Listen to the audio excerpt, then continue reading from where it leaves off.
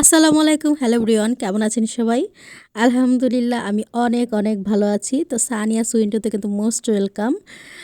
আমি আসলে বসেছি একটু বারান্দায়। বারান্দায় একটু দেখি একটু হালকা, হালকা রোদ আসছে। তো আর এদিকে দেখেন প্রচুর মরিচ ধরছে আমাদের গাছে।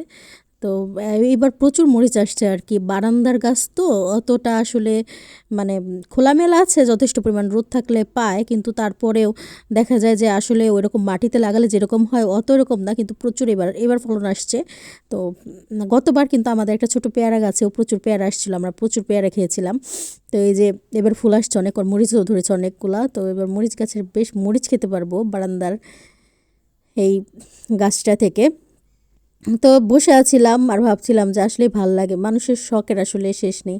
আমরা দেখেন শহরে থাকলেও মন চায় যে একটু মরিচ গাছ লাগাই, একটু বেগুন গাছ লাগাই, সব গাছ লাগিয়ে সেখান থেকে যদি একটা কিছু ধরে সেটাও কিন্তু আমাদের আনন্দ লাগে, তাই না? অনেক আনন্দ লাগে। আসলে এটা প্রত্যেকেরই। আমার আম্মু এগুলো চাষ করতে বা লাগাতে খুব পছন্দ করে, আমিও অনেক পছন্দ করি।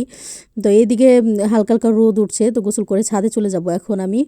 তো এই যে ছাদে আসলাম, ছাদে এসে দেখি যে কম্বল এখানে শুকা দিয়ে গেছিলো, তো কম্বল টম্বল সব শুকা দিয়ে গেছে। তো আমি আবার একটু এসে রোদ পোহাতে আসলাম যে একটু চুলটা শুকিয়ে যায়, কারণ হচ্ছে প্রচুর বাসার রুমের ভিতর যতটা ঠান্ডা, কিন্তু ছাদে কিন্তু প্রচুর রোদ উঠছে, মানে ছাদে এতটা রোদ উঠছে যে দেখে বোঝাই যাচ্ছে না যে শীতকাল। খুব আরাম লাগছে, মাথার চুলগুলো শুকিয়ে গেলে খুব লাগবে, কারণ রোদই পাই নাই বেশ কিছুদিন, প্রচুর ঠান্ডা গেছে, তো কোনো প্রকার রোদ ছিল না। তো আসলাম, ভালো লাগতেছে অনেক। এই যে চারপাশে দেখেন রোদ ঝলমলে একদম রোদ। তো শীতের দিনে কিন্তু এরকম রোদ উঠলে খুব ভাল লাগে। তো রোদ উঠছে। তো যদিও আমি একটু আজকে রান্না করব, আমার রান্না করতে হবে, কারণ আমি একটু আলু ভাজি দিয়ে আজকে রুটি খাবো। কয়েকদিন যাবত খেতে চাচ্ছি কিন্তু খাওয়া হচ্ছিল না। তাই ভাবলাম যে আগে একটু চুলটা শুকিয়ে আসি, কারণ রোদে গেলে একটু আরাম লাগবে গোসল করার পর, নাহলে খুব স্যাঁতস্যাঁতে লাগে আর ভাল লাগে না।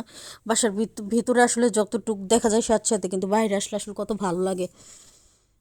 এরকম পরিবেশে ভালোই লাগতেছিল বসে থাকতে। তো আমি আবার রোদে শুকিয়ে চলে আসছি, চুল টুল শুকে চলে আসলাম যে একটু ভাজি যেহেতু করতে হবে, আর সেহেতু আলুগুলো ভালো করে পরিষ্কার করে নিচ্ছি। নতুন আলু তো ভাজি করলে সেই মজা লাগে, তো ভালো করে পরিষ্কার করে ধুয়ে নিচ্ছি। ধুয়ে ভালো করে কেটে নিতে হবে এগুলো। তো আলু ভাজি অনেকেই খেতে হয়তো পছন্দ করেন বা করেন না, আমার কিন্তু খুবই ভালো লাগে আলু ভাজি খেতে। আলুগুলা মানে একদম সুন্দর করে আমি পিলার দিয়ে ছিলে নিচ্ছি, খুব ভাল লাগবে খেতে। আর এইগুলা মনে করেন যে ভাজি করলে কেমন জানি অনেক মানে শলা শলা থাকে এবং নরমও হয়। রুটি দিয়ে খেতে তো সেই লাগে, অসাধারণ লাগে। পোলার সাথেও ভালো লাগে আমার কাছে। কিন্তু পোলার সাথে না, ওই যে ছোটো ছোটো আলুগুলো যেগুলো দেশি ছোটো ছোটো আলু, ওইগুলো ভালো লাগে বেশি করে ভাজিগুলা। কিন্তু এই আলুগুলা কিন্তু রুটি দিয়ে বেশি মজা লাগে, আমার কাছে যেটা মনে হয়। আপনাদের কাছে কি মনে হয় আমি জানি না, কিন্তু আমার কাছে সেটাই মনে হয়।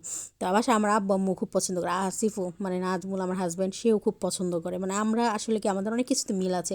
আমরা মানে প্রতিনিয়ত যাই খাই যাই করি, আমাদের সব কিছুতে অনেক আন্ডারস্ট্যান্ডিং ভালো বা মিল থাকে।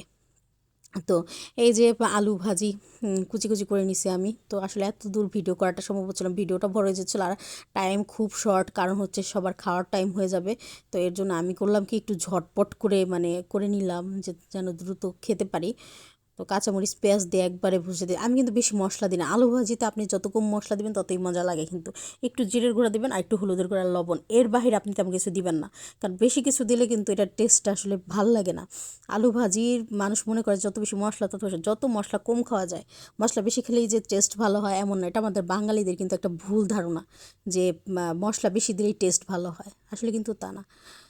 তো এই যে আমার আলু ভাজি হয়ে গেছে, এখন আমি দ্রুত রুটি বানিয়ে খেতে বসবো। তো সবাই ভালো থাকবেন, আমার জন্য দোয়া করবেন, ঠিক আছে? তো আমার খুব আজকে তাড়াতাড়ি। তো নেক্সট ভিডিওতে দেখা হবে। আল্লাহ হাফেজ, সবাইকে ভালো থাকবেন, টাটা।